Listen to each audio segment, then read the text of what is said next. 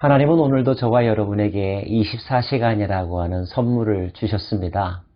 그 선물을 감사함으로 받고 잘 활용하는 복되고 또 즐거운 날 되시기를 바랍니다. 오늘은 데살로니가 후서 3장입니다. 믿음은 들음에서 난다는 말이 있죠. 그렇기 때문에 듣는 내용, 누가 말해주는가는 매우 중요합니다. 잘못된 들음은 잘못된 믿음을 만들기 때문이죠. 사도 바울은 데살로니가 성도들에게 이렇게 말합니다. 사도들의 권면, 우리들이 너희들에게 전해준 복음을 잘 들으라고 말이죠. 그러면서 편지를 마무리하고 있습니다. 기도의 부탁과 기도의 다짐을 말하고 있는데요. 끝으로 형제들아, 너희는 우리를 위하여 기도하기를 주의 말씀이 너희 가운데서와 같이 퍼져나가 영광스럽게 되고 또한 우리를 부당하고 악한 사람들에게서 건지시옵소서 하라. 믿음은 모든 사람의 것이 아니니라. 사도들이 전하는 주의 말씀이 데살로니가에서와 같이 그가 서 있는 이곳, 지금 고린도에서도 널리 퍼져가기를 위해서 기도해 달라는 말입니다. 더불어서 악한 사람들로부터 보호해 주시기를, 악으로부터 구원해 주시기를 기도 부탁하고 있습니다. 잘 아는 바처럼 사도 바울의 일행은 고린도에서 많은 어려움들을 겪었죠. 외로움도 있었고 고소당하여 재판정 앞에 끌려가는 일들도 있습니다. 유대인들이 공격했고 바울과 실라, 디모데의 일행들을 괴롭히기도 했습니다. 그 모든 것으로부터 하나님의 보호하심이 있어야 되는데 하나님의 역사는 성도들의 기도를 통하여 이루어진다는 사실, 우리가 누군가를 위하여 중보 기도해야 할 이유이기도 합니다. 기도 부탁만 하고 있는 것은 아닙니다. 데살로니가 성도들을 위하여 이렇게 기도하겠다고 다짐하기도 하는데요. 너희에 대하여는 우리가 명한 것을 너희가 행하고 또 행할 줄을 우리가 주 안에서 확신하노니 주께서 너희 마음을 인도하여 하나님의 사랑과 그리스도의 인내에 들어가게 하시기를 원하노라. 하나님의 사랑과 그리스도의 인내라고 하는 표현이 마음에 닿습니다. 인내, 여러분은 얼마만큼 참을성이 있으십니까? 견뎌내십니까? 성경은 우리의 인내의 기준을 그리스도로 소개하고 있습니다. 그리스도께서 얼마나 많이 참으셨는지, 죽기까지의 고통 속에서도 순종하셨는지, 수많은 오해와 공격과 욕설과 모함 속에서도 때로는 침묵하면서 묵묵히 자기의 길을 걸어가셨는지, 모든 것을 하나님께 맡기신 그리스도의 모습, 그것이 우리가 본받아야 될 인내인 것을 다시 한번 마음속에 새겨봅니다.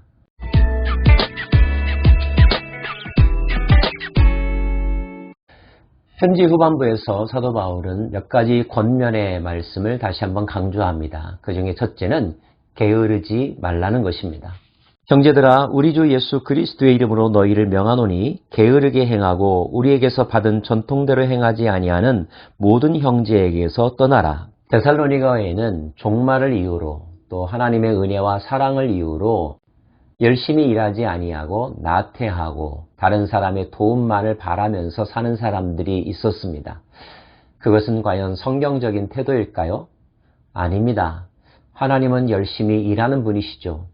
영혼의 구원을 위하여 일하고 계시고 이 땅의 회복을 위하여 일하고 계십니다. 예수님도 그 하나님을 닮아 하나님처럼 열심히 일하지 않으셨습니까?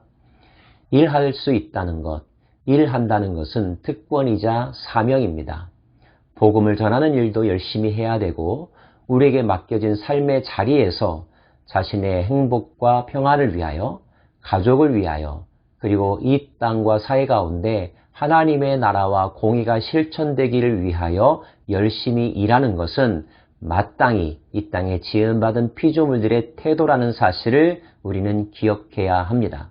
무질서하고 무계획적으로 사는 것에 대해서도 경고합니다. 어떻게 우리를 본받아야 할지를 너희가 스스로 아나니 우리가 너희 가운데서 무질서하게 행하지 아니하며 누구에게서든지 음식을 값없이 먹지 아니하고 오직 수고하고 애써 주야로 일함은 너희 아무에게도 폐를 끼치지 아니하려 함이니 우리에게 권리가 없는 것이 아니요 오직 스스로 너희에게 본을 보여 우리를 본받게 하려 함이니라. 하나님은 무질서하지 않으십니다. 계획하는 분이시며 섭리하는 분이시죠. 우리에게 비전을 보여주시고 그 목적을 성취하기 위하여 최선을 다하는 삶을 격려하고 권면하는 분이십니다. 그리고 우리가 그렇게 노력할 때 하나님의 은혜는 우리 안에 더욱더 풍성하게 임하게 되는 거죠. 혹시 내일의 삶이 너무 어렵다고, 희망이 없다고, 될 대로 되라는 식으로 살아가는 삶의 태도가 있으십니까?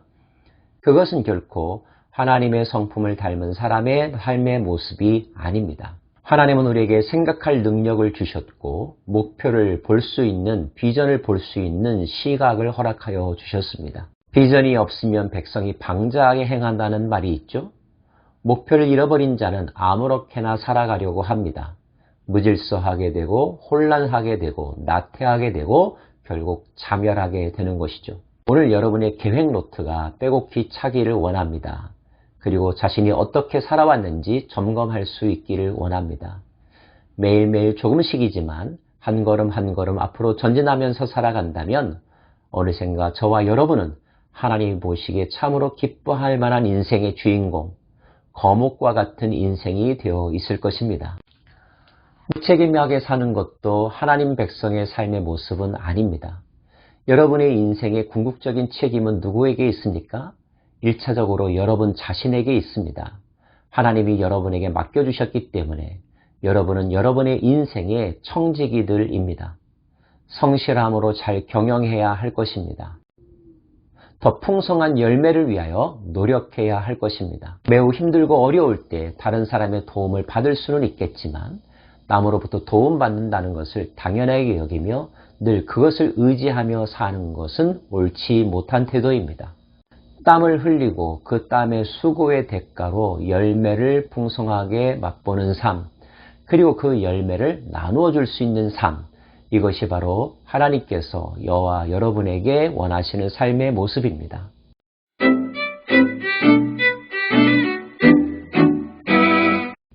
우리가 기억해야 될 말씀이 또 나옵니다.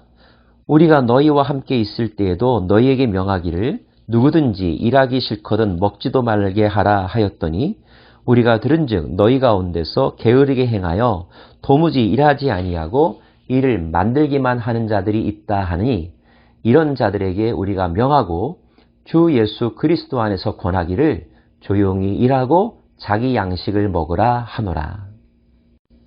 여러분은 일을 하는 사람입니까? 일을 만드는 사람입니까? 불평하고 원망하고 탓을 하는 사람입니까? 문제를 해결하는 사람입니까? 하나님의 사람은 불필요한 일을, 문제를 만들지 않습니다. 오히려 문제가 있는 곳에 가서 화평케 하는 자의 사명을 감당하고 위로자가 되고 격려자가 되고 해결자의 역할을 하는 삶을 살아가죠.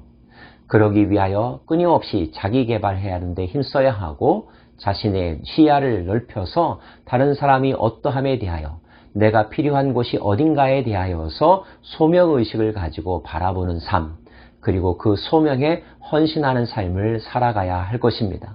형제들아 너희는 선을 행하다가 낙심하지 말라. 누가 이 편지에 한 우리 말을 순종하지 아니하거든 그 사람을 지목하여 사귀지 말고 그로 하여금 부끄럽게 하라. 그러나 원수와 같이 생각하지 말고 형제같이 권면하라. 남들 다 하지 않는데 혼자 무엇인가를 열심히 해야만 한다면, 남들 지키지 않는데 나 혼자 그 법과 도덕을 지키려고 한다면 때로는 외롭기도 할 것이고 내가 바보가 아닌가 하는 생각이 들 때도 있을 것입니다. 그러나 그때 주변 환경이 가져다주는 감정의 마음을 빼앗기지 마시고 하나님의 말씀에 여러분의 믿음을 굳게 두십시오.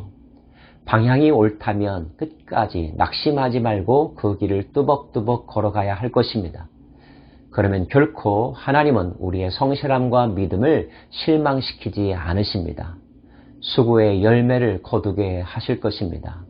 내가 옳은 길을 왔다라고 스스로 생각하게 해 주실 것입니다.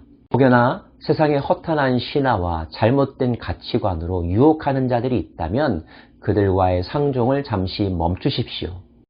그렇다고 완전히 만나지 말라는 것은 아닙니다. 미워하라는 것도 아닙니다.